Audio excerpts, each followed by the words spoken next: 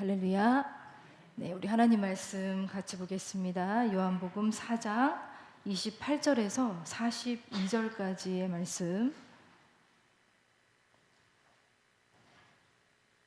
요한복음 4장 28절에서 42절까지의 말씀입니다. 네, 함께 합독하시도록 하겠습니다. 시작. 여자가 물동이를 버려두고 동네로 들어가서 사람들에게 이르되 내가 행한 모든 일을 내게 말한 사람을 와서 보라. 이는 그리스도가 아니냐 하니 그들이 동네에서 나와 예수께로 오더라. 그 사이에 제자들이 청하여 이르되 라피여 잡수소서. 이르시되 내게는 너희가 알지 못하는 먹을 양식이 있느니라. 제자들이 서로 말하되 누가 잡수실 것을 갖다 드렸는가 하니 예수께서 이르시되 나의 양식은 나의 보내시는 뜻을 행하며 그의 일을 온전히 이루는 이것이니라. 너희는 넉 달이 지나야 추수할 때가 이르겠다 하지 아니하느냐. 그러나 나는 너희에게 이르노니 너희 눈을 들어 밭을 보라. 희어져 추수하게 되었도다. 거두는 자가 이미 삭도 받고 영생에 이르는 열매를 모으나니 이는 뿌리는 자와 거두는 자가 함께 즐거워하게 하려 함이라. 그런즉 한 사람이 심고 다른 사람이 거둔다 하는 말이 옳도다. 내가 너희로 노력하지 아니한 것을 거두러 보내었노니 다른 사람들은 노력하였고 너희는 그들이 노력한 것에 참여하였느니라. 여자의 말이 내가 행한 모든 것을 그가 내게 말하였다 증언하므로 그 동네 중에 많은 사마리아인이 예수를 믿는지라. 사마리아인들이 예수께 와서 자기들과 함께 유하시기를 청하니 거기서 이틀을 유하심에 예수의 말씀으로 말미암아 믿는 자가 더욱 많아 그 여자에게 말하되 이제 우리가 믿는 것은 내 말로 인함이 아니니 이는 우리가 친히 듣고 그가 참으로 세상의 구주신 줄 알미라 하였더라. 아멘. 네, 우리는 지난 주일 삼위일체 주일을 지나서 또 기도하는 이 수요 중보 기도 자리에 기도하는 공동체로 함께 모였습니다. 성부 하나님, 성자 예수님, 성령 하나님 각각 독립되고 또 개별적인 인격체로 계시지만 동시에 하나로 존재하시는 하나님을 믿고 공동체로 부름을 받은 우리들입니다. 우리는 공동체로 존재하시는 하나님을 믿고 있기 때문에 우리의 신앙도 공동체적일 수밖에 없습니다. 개인주의와 이기주의가 굉장히 지독한 이 세대 속에서 우리에게 오늘 필요한 믿음은 지난 주일 담임 목사님 말씀하신 대로 특혜 신앙이 아니라 은혜의 신앙, 사적인 신앙, 혼자 잘 믿는 그런 신앙이 아니라 모두가 함께 믿는 공적인 신앙, 그리고 은혜의 꽃길이 아니라 은혜의 가시밭길을 기꺼이 함께 걸어가는 그러한 신앙이 되어야 마땅할 것 같습니다. 오늘 우리가 읽은 이 말씀에 우리가 만나게 되는 한 여인의 모습에서 우리는 그러한 신앙의 변화들, 놀라운 변화들을 발견하게 될 것입니다. 우리 28절의 말씀을 다시 한번 읽어보도록 하겠습니다. 시작. 여자가 물동이를 버려두고 동네로 들어가서 사람들에게 이르러. 여자가 물동이를 버려두고 동네로 들어가서. 언뜻 보면 이 말씀은 전혀 특별할 것이 없어 보이는 말씀처럼 보입니다. 그러나 이 물동이를 버리고 동네로 들어간 이 여인의 삶을 아주 잠시라도 들여다본다면 이 짧은 한 문장이 얼마나 많은 의미를 가지고 있고 또 얼마나 놀랍게 이 여인의 삶이 변화되었는지를 우리는 알게 됩니다. 물동이를 버려두고, 그녀가 물이 더 이상 필요가 없어서 물동이를 버려둔 것이 아니었죠. 그녀의 영혼 깊은 그 갈증이, 그 목마름이 해소되었기 때문에 물동이를 버려두었습니다. 사실 이 물동이는 그녀의 인생 전반을 표현해주는 어떤 상징적인 물건이었습니다.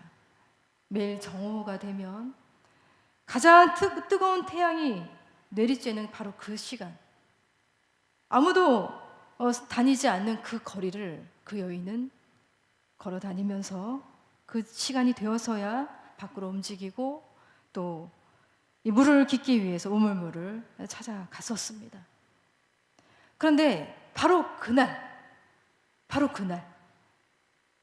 그 여인은 이 물동이를 그 자리에 버려둡니다. 그리고 동네로 들어가서 사람들에게 이르러 숨기 위해 살던 삶에서 이제는 누군가를 향해 달려가는 삶으로, 홀로 있던 삶에서 이제는 누군가를 만나려고 하는 그 삶으로 완전히 새로운 사람이 되었습니다. 그녀에게 어떤 일이 일어났을까요? 우리는 아주 잘 알고 있죠. 누가 그녀의 삶을 바꿔놓았을까요? 우리는 너무나도 잘 알고 있습니다. 단 한 번의 만남으로도 우리를, 그리고 그녀를 새로운 피조물로 창조하시기에 너무나도 충분하신 바로 성자 하나님, 우리 예수님이셨습니다. 고린도후서 5장 17절에 이런 말씀이 있습니다. 그런즉 누구든지 그리스도 안에 있으면 새로운 피조물이라. 이전 것은 지나갔으니 보라 새 것이 되었도다. 여러분, 예수님을 만나고 나면 예수님 만나기 이전의 상태로 돌아갈 수 없습니다. 여인이 보여준 이 변화는 단순히 감정적인 변화가 아니라 그 존재의 변화였습니다.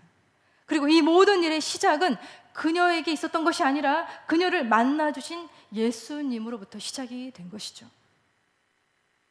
예수님이 이 사마리아 땅 그 한복판에 있는 수가라고 하는 이 우물물에 와 계셨던 것은 어쩌다 지나가다가 우연히 계셨던 것이 아니었죠. 우리 주님은 일부러 그 사마리아 땅을 통과하셨고 그녀를 만나시기 위해서 그 우물물 근처에 먼저 와 계셨던 것입니다. 그분은 먼저 목마른 자로 그녀에게 다가갑니다. 강한 자가 아니라 약하신 분으로 다가갑니다. 그리고 지시하는 자가 아니라 구하는 자의 모습으로 그녀를 찾아오셨습니다. 예수님은 그 사회의 경계, 그러니까 유대와 사마리아, 남성과 여성, 그리고 중심과 이 주변, 이 모든 경계를 허무시고 이 사마리아 여인에게 단 한마디 말씀으로 훅 들어오십니다. 물을 좀 달라. 바로 이 말씀이었어요. 물을 좀 달라. 너무나 간단한 이 한마디로 모든 것은 시작이 되었습니다.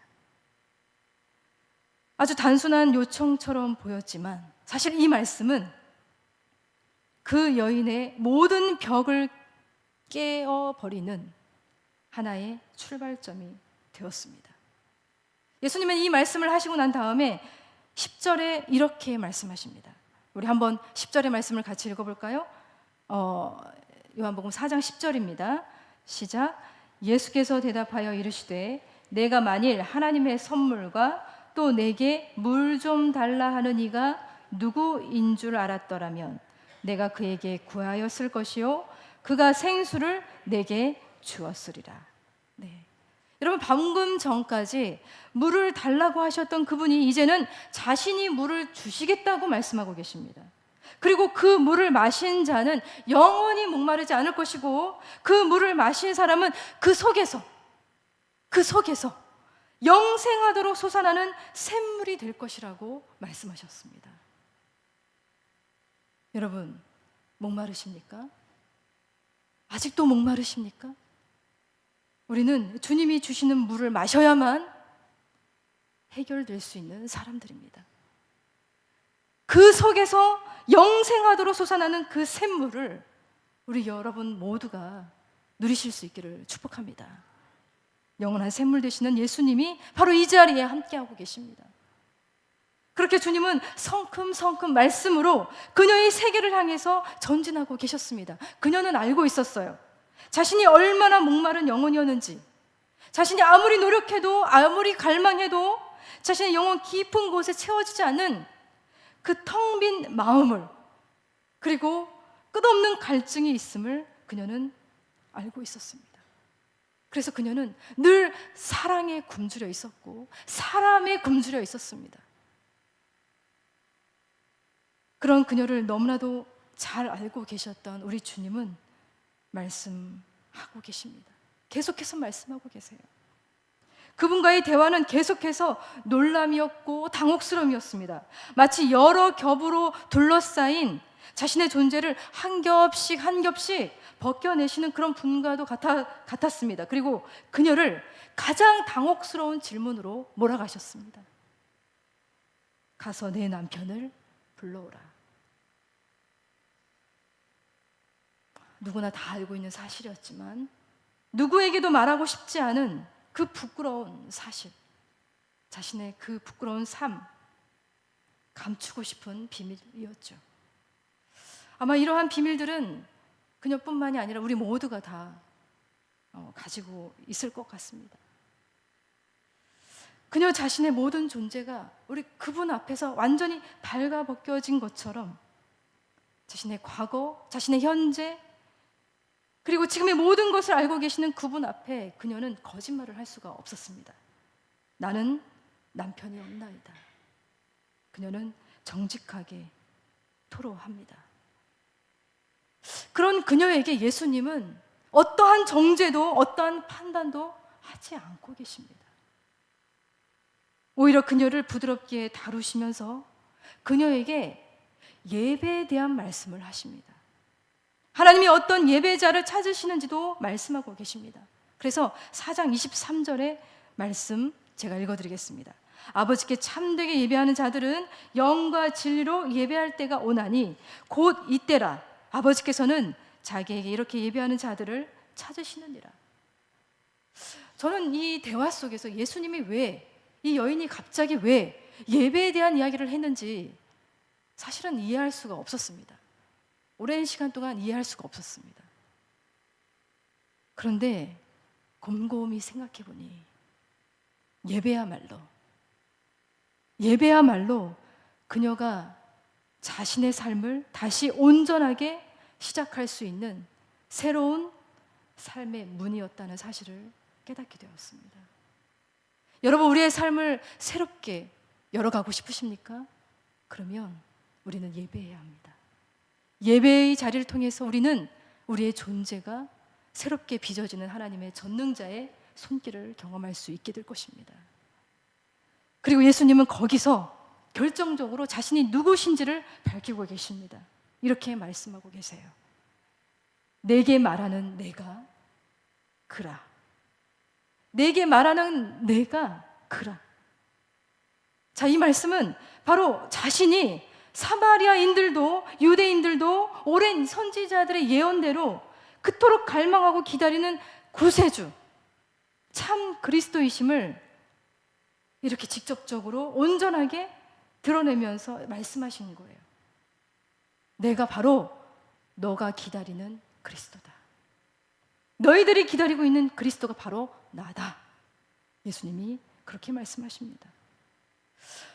이렇게 직접적으로 내가 그리스도다, 이렇게 명확하게 이런 말씀을 들은 사람이 성경에 과연 누가 있을까요? 여러분, 성경 많이 읽으셨죠? 그렇게 직접적으로 내가 그리스도다라고 하시는 예수님의 이 명확한 말씀을 직접 들은 사람이 누가 있을까요? 여러분, 제자들에게조차도 사실은 한 번도 예수님은 내가 그리스도다라고 직접 말씀하시지 않으셨습니다. 제자들이 스스로 고백하도록 유도하셨을 뿐이지 내가 그리스도다 그렇게 말씀하지 않으셨어요. 그런데 여기서 이 여인에게 깊은 수치심과 부끄러움 속에서 완전히 소외되고 철저히 외롭고 깨진 자아를 가지고 있는 그녀에게, 그리고 자신의 목마름을 온전하게 채워줄 생명을 갈망하고 예배를 갈망하는 이 여인에게만큼은 예수님이 직접적으로 말씀하시는 거예요. 내가 그리스도다. 너무 놀랍죠? 이렇게 그녀는 내가 그다 말씀하시는 성자 하나님, 바로 예수 그리스도를 만나게 된 것입니다. 그리고 나서였어요. 더 이상 물동이는 필요가 없어진 것이죠. 목마름은 끝났고 새로운 생명이 그 속에서 솟아나기 시작했습니다. 그래서 그녀는 동네로 사람들에게로 달려가게 된 것입니다. 그리고 이렇게 외치고 있어요. 우리 29절의 말씀을 함께 읽어보겠습니다. 시작. 내가 행한 모든 일을 내게 말한 사람을 와서 보라. 이는 그리스도가 아니냐. 네. 여러분, 이 여인의 진짜 이야기는 바로 여기서부터 시작된 것입니다. 여러분, 예수님이 사마리아로 들어가셔서 이 여인을 만나신 이유가 바로 여기에 있습니다.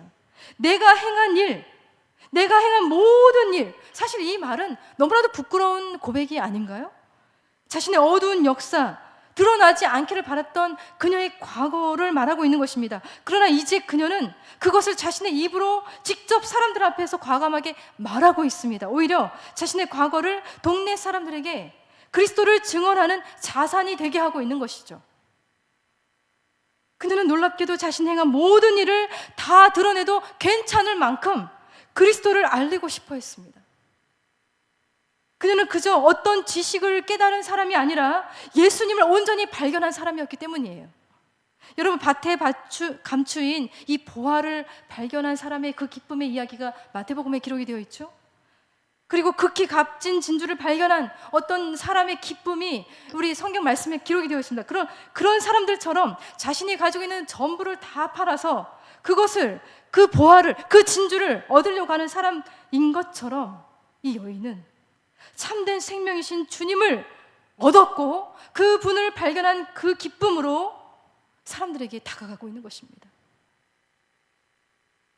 그녀가 가지고 있는 그 기쁨은 머물러 있는 기쁨이 아니라 함께 달려가는, 움직이는 기쁨이었고, 그 은혜는 나만을 위한 은혜가 아니라 타자를 위한 은혜였고, 그 은혜는 움켜쥐는 은혜가 아니라 힘껏 달려가는 은혜로 사람들에게 전해지고 있는 것입니다. 여러분, 이 은혜는 고인 물처럼 머물러 있지 않습니다. 여러분, 은혜는 이렇게 움직이게 되어 있어요. 그리고 그녀는 더 이상 자기 문제에 갇혀 사는 자가 아니라 복음을 전하는 사람, 목마른 자들에게 예수를 전하는 그러한 삶으로 바뀌어지고 있는 것이죠. 너무 놀라운 변화를 그녀는 보여주고 있습니다. 그녀가 동네로 들어가서 예수님을 그리스도라고 전하고 있던 그 사이에 잠시 양식을 구하러 시장에 갔던 제자들이 예수님께로 돌아옵니다. 그리고 음식을 드리면서 라피어 잡수소서 이렇게 말씀드리죠. 그런데 바로 이때 예수님이 아주 중요한 말씀을 하고 계세요. 우리 32절과 34절의 말씀을 같이 읽어보도록 하겠습니다. 시작. 이르시되 내게는 너희가 알지 못하는 먹을 양식이 있느니라. 우리 34절입니다. 시작. 예수께서 이르시되 나의 양식은 나를 보내신 이의 뜻을 행하며 그의 일을 온전히 이루는 이것이니라. 아멘. 여러분, 제자들은 예수님에게 어떤 일이 일어났는지, 이 말씀이 무슨 의미를 가지고 있는지 전혀 깨닫지 못했습니다. 그러나 우리는 알고 있습니다. 여러분, 우리는 밥을 먹어야 살 수 있지만 예수님은 밥이 아니라 한 영혼을 살려내야 사라지시는 그런 분이셨습니다. 그분은 밥이 아니라 복음으로 죽어가는 그 영혼이 다시 살아나고 사라지는 그 모습을 보시고 힘을 얻으시는 분이셨어요. 주님의 양식은 죽은 영혼을 깨우고 공허해진 그 영혼을 그 지옥의 불 가운데서 끄집어내어서 공동체의 삶으로 이끌어 가시는 바로 그 일이 자신의 양식임을 알고 계셨습니다. 여러분, 우리가 중보기도 하는 이유는 바로 여기에 있어요. 그저 우리가 잘 먹고 잘 살기 위해서, 우리의 필요를 다 채우기 위해서 그렇게 중보기도 하는 것이 아니라 우리 예수님의 양식에 참여하기 위해서 우리는 이 자리에 함께하고 있는 것입니다. 우리의 기도가 주님의 양식, 그 하나님의 뜻을 이루는 그러한 사역이 될 수 있기를 간절히 소망합니다. 와서 보라. 그녀가 그렇게 말하죠. 와서 보라. 이 와서 보라라고 하는 단어는 예수님이 안드레와 요한을 불렀을 때 하셨던 말씀이기도 하셨고, 빌립이 나다나엘에게 했던 말이기도 했습니다. 와서 보라. 복음이 이제는 그녀의 입을 통해서 전해지고 있어요. 그랬더니 놀랍게도 그 땅에 변화가 일어납니다. 30절의 말씀 함께 읽어보겠습니다. 시작. 그들이 동네에서 나와 예수께로 오더라. 네. 그들이 동네에서 나와서 예수님께로 나오고 있습니다. 그리고 그들 또한 예수님과 함께 이틀 동안 머물면서 예수님의 이야기를 직접 듣고 나더니 이제는 이렇게 말하고 있어요. 우리 42절의 말씀 우리 같이 읽어볼까요? 시작. 그 여자에게 말하되 이제 우리가 믿는 것은 내 말로 인함이 아니니 이는 우리가 친히 듣고 그가 참으로 세상의 구주신 줄 알미라 하였더라. 아멘. 맨 처음에는 예수께로 왔는데요, 예수를 만나고 나서는 그분을 어떻게 고백하고 있습니까? 세상의 구주로 고백하고 있어요. 놀라운 변화가 이 땅에 일어나고 있습니다. 이 주변부, 소외된 땅, 이 사마리아라고 하는 이 작은 마을에 공동체, 믿음의 공동체가 세워지고 예배의 공동체가 세워지게 되고 있습니다. 책 중에 이런 책이 있어요. 혼자만 잘 삶은 무슨 재미인겨라는 제목의 책이 있습니다. 혼자만 잘 삶은 무슨 재미인겨라는 책이요. 이 책의 저자이신 이 전우익 선생님은요, 굉장히 고집쟁이 농사꾼이라고 소개되어 있습니다. 그분은 나무와 풀을 좋아하고 쓰레기를 남기지 않은 아주 간소하고 소박한 삶을 사시는 분이세요. 그래서 그 책의 내용에 보면 공동체적인 이 삶을 꿈꾸면서 하는 여러 가지 많은 이야기들이 있는데요, 그분이 이런 얘기를 하시더라고요. 혼자만 잘 삶은 별 재미없습니다. 이렇게 약간 사투리를 섞어가면서 이렇게 쓰고 계십니다. 뭐든 여럿이 논아 갖고 모자란 곳을 두루 살피면서 채워주는 것, 그게 재미난 삶 아닙니까? 혼자만 잘 삶은 사는 재미가 하나도 없지만 함께 잘 살아야 사는 재미가 있습니다 라는 그런 말을 하세요. 여러분, 우리에게는 좀 어떻게 사는 재미가 있으십니까? 사는 재미가 없으십니까? 기도하는 재미는 있으십니까? 아멘. 네. 여러분, 예수님 믿는 것도 그런 것 같아요. 혼자만 잘 믿으면 재미가 없어요. 사는 재미, 기도하는 재미, 믿는 재미는 내가 믿는 예수님을 내 가족도 믿고 내 동네 사람들도 함께 믿어야 나도 재밌고 그들도 재밌게 되고 예수님도 즐거워하시게 되겠죠. 그렇게 예수님 안에서 함께 살고 함께 또 살아나야 진짜 사는 재미, 믿는 재미가 있을 것 같습니다. 그래서 오늘 우리가 이 자리에 있는 거 아닙니까? 우리 안에 솟구치는 이 생명의 이 생수를 혼자만 마시는 것이 아니라 함께 나누기 위해서 우리는 이 자리, 이 기도의 자리에 함께 모였습니다. 여러분, 예수님은 그 우물가에 그 여인을 만나기 위해서 미리 가 계셨던 것처럼 지금도 우리에게 다가오고 계십니다. 우리의 우물가에 다가오셔서 우리에게 채워주시기 위해 기다리고 계십니다. 그 속에서 영생하도록 솟아나는 그 샘물을 주시고 그 샘물을 누릴 수 있도록 하기 위해서 바로 이 자리에 우리와 함께 하시는 주님이 계십니다. 그 생수를 마시고 우리가 받은 그 생수를, 그 은혜를 이제 나를 위한 은혜만이 아니라 힘껏 달려가는 그 은혜로 우리가 기도의 자리를 통해서 나눌 수 있기를 축복합니다. 그래서 많은 사람들이 우리를 통해서 예수를 믿고 예수 안에서 살아나고 예수 안에서 더 풍요로운 은혜의 삶을 누릴 수 있도록 우리 함께 나아가도록 하겠습니다.